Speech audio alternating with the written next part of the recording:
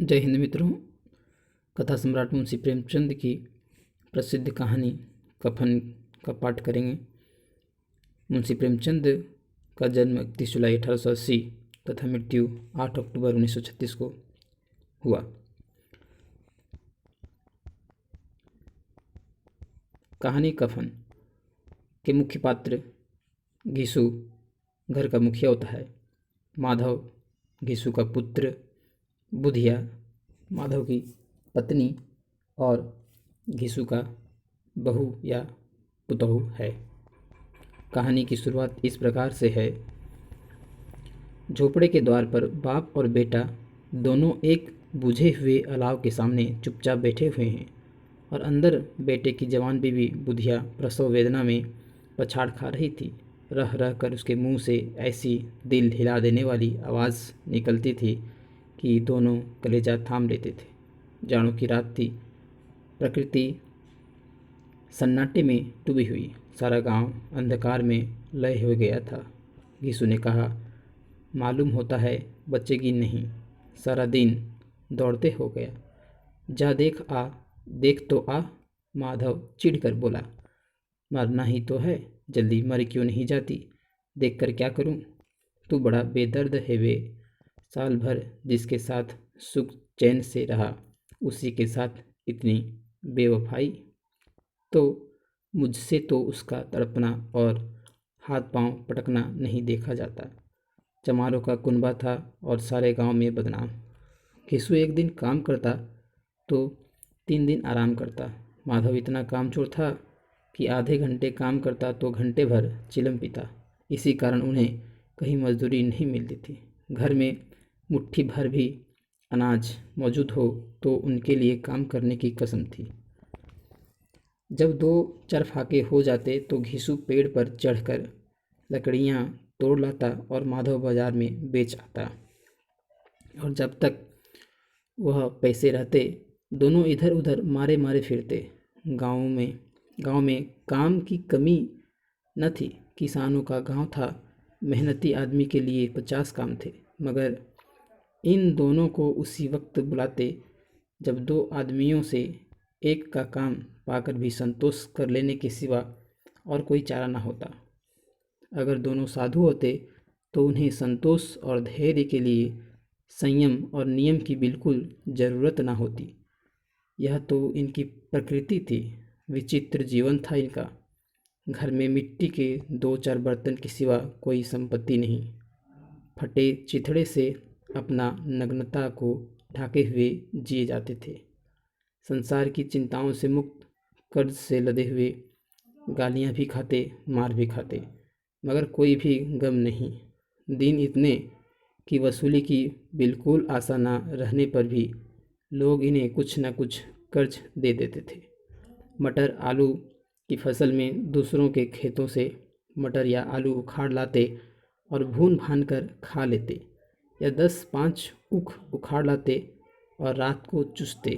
घीसू ने इसी आकाश वृत्ति से 60 साल की उम्र काट दी और माधव भी सपूत बेटे की तरह बाप ही के पद चिन्हों पर चल रहा था, बल्कि उसका नाम और भी उजागर कर रहा था।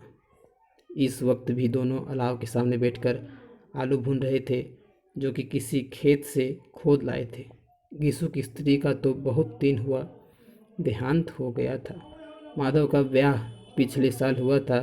जब से यह औरत आई थी उसने इस खानदान में व्यवस्था की नींव डाली थी और इन दोनों बेगैरतों का दौखच भरती रहती थी। जब से वह आई यह दोनों और भी आराम तलब हो गए थे, बल्कि कुछ अकड़ने भी लगे थे।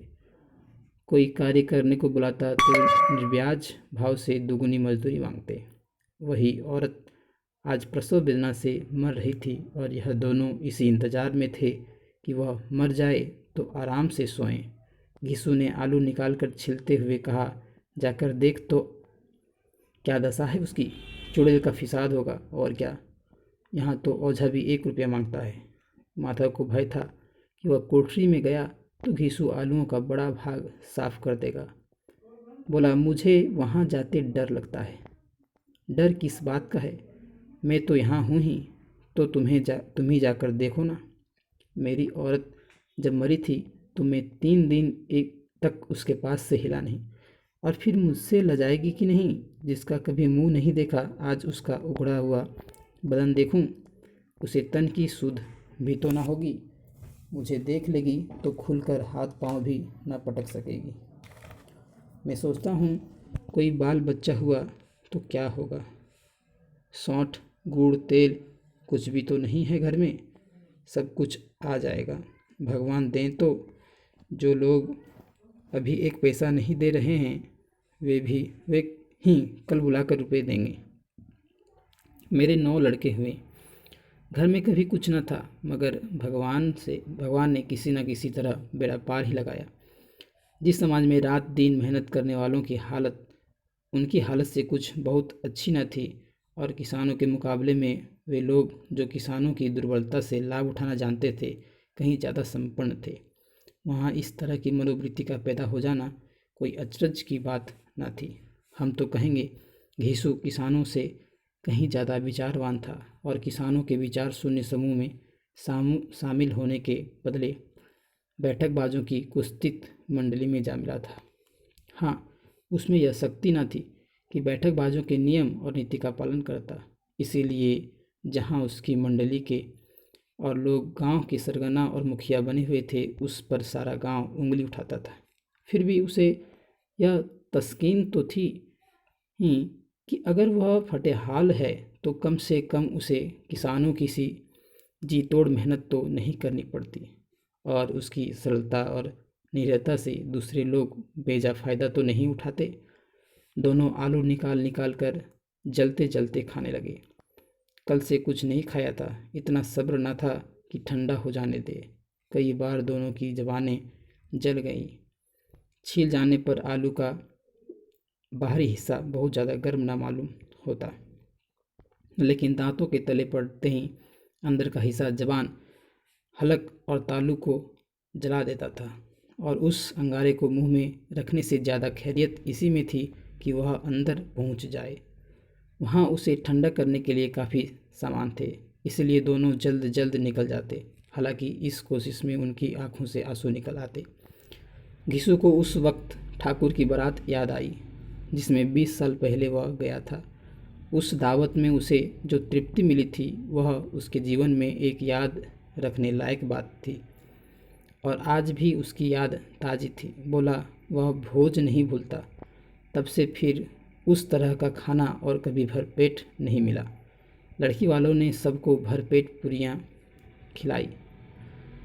सबको, छोटे बड़े सबने पूड़ियाँ खाई और असली घी की। चटनी, रायता, 3 तरह के सूखे साग, एक रसदार तरकारी, दही, चटनी, मिठाई। अब क्या बताऊं कि उस भोज में क्या स्वाद मिला। कोई रोक टोक नहीं थी, जो चीज़ चाहो मांगो, जितना चाहो खाओ। लोगों ने ऐसा खाया कि किसी से पानी ना पिया गया। मगर परोसने वाले हैं कि पत्तल में गर्म गर्म गोल गोल सुवासित कचौड़ियाँ डाल देते हैं। मना करते हैं कि नहीं चाहिए। पत्तल पर हाथ रुके हुए हैं, मगर वह हैं कि दिए जाते हैं। और जब सबने मुंह धो लिया तो पान इलायची भी मिली, मगर मुझे पान लेने की कहाँ सुध थी। खड़ा हुआ ना जाता था। चटपट जाकर अपने कंबल पर लेट गया। ऐसा दिल दरियाव था वह ठाकुर। माधव ने इस पदार्थों का मन ही मन मजा लेते हुए कहा, अब हमें कोई ऐसा भोज नहीं खिलाता। अब कोई क्या खिलाएगा? वह जमाना दूसरा था। अब तो सबको किफ़ायत सूझती है। शादी ब्याह में खर्च मत करो, फिर क्रियाकर्म में मत खर्च करो। पूछो गरीबों का माल बटोर बटोर कर कहाँ रखोगे? बटोरने में तो कमी नहीं है, हाँ खर्च में किफ़ायत सूझती है। तुमने एक पुड़िया खाई होंगी। 20 से ज़्यादा खाई थी, मैं 50 खा जाता। 50 से कम मैंने ना खाई होंगी। अच्छा पट्टा था। तू तो मेरा आधा भी नहीं है। आलू खाकर दोनों ने पानी पिया और वहाँ अलाव के सामने अपनी धोतियाँ ओढ़कर पाँव पेट में डाले सो रहे, जैसे 2 बड़े बड़े अजगर गेंडुलियाँ मारे पड़े हुए हों। और बुधिया अभी तक करहा रही थी। सवेरे माधव ने कोठरी में जाकर देखा तो उसकी स्त्री ठंडी हो गई थी। उसके मुंह पर मक्खियाँ भिनक रही थी, पथराई हुई आंखें ऊपर टंगी हुई थी, सारी देह धूल से लथपथ हो रही थी। उसके पेट में बच्चा मर गया था।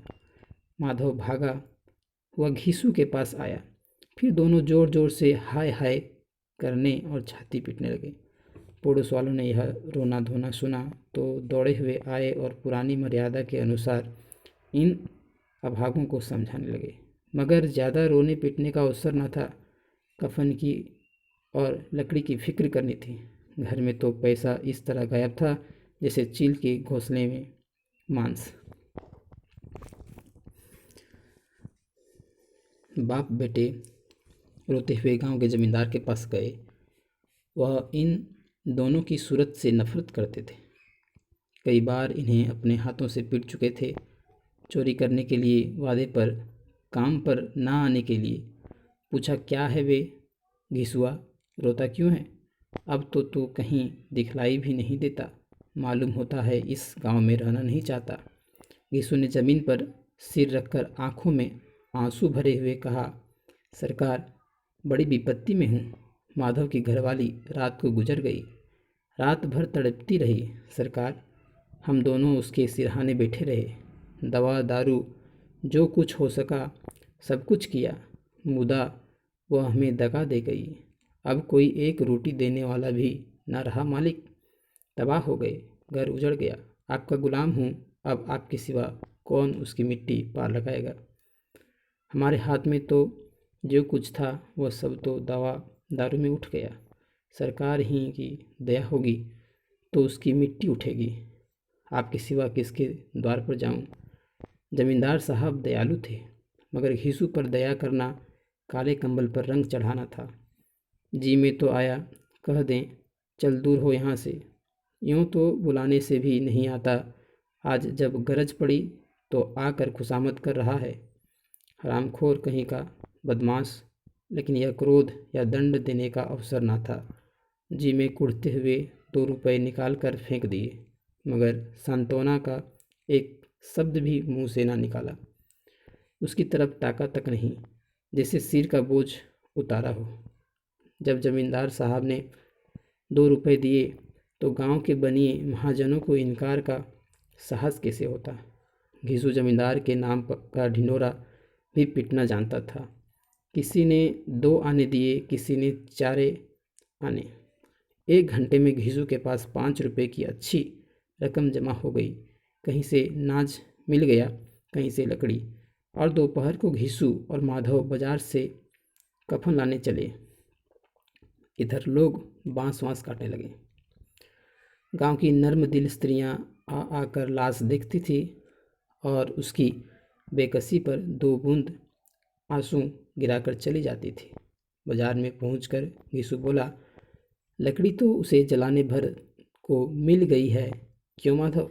माधव बोला, हाँ, लकड़ी तो बहुत है, अब कफन चाहिए।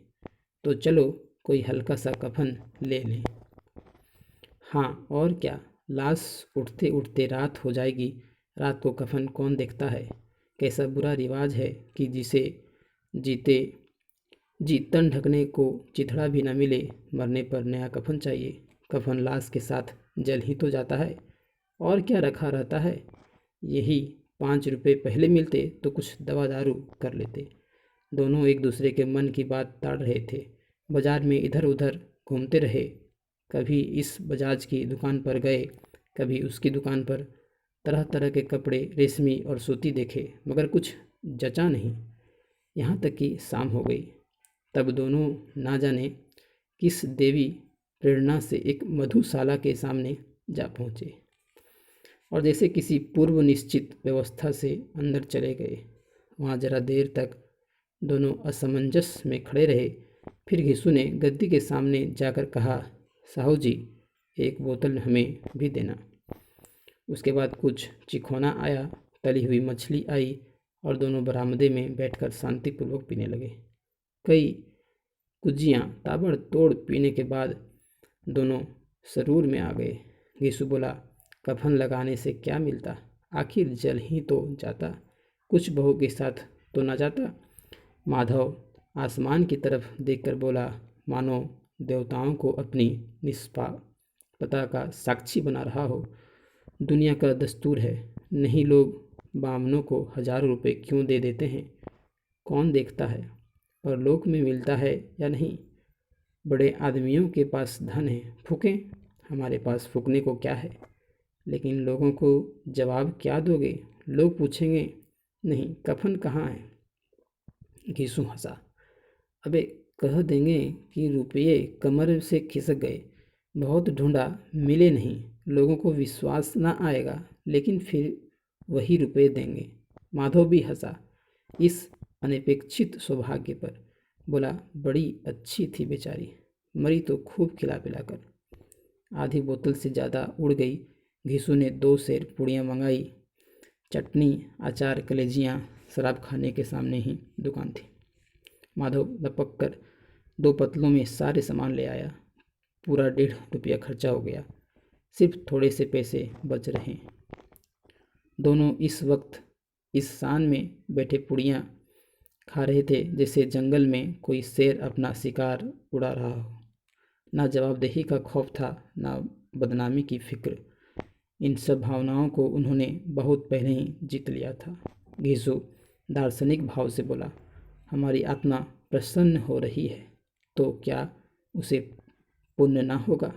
माधव ने श्रद्धा से सिर झुकाकर तस्दीक की, जरूर से जरूर होगा। भगवान तुम अंतर्यामी हो, उसे वैकुंठ ले जाना।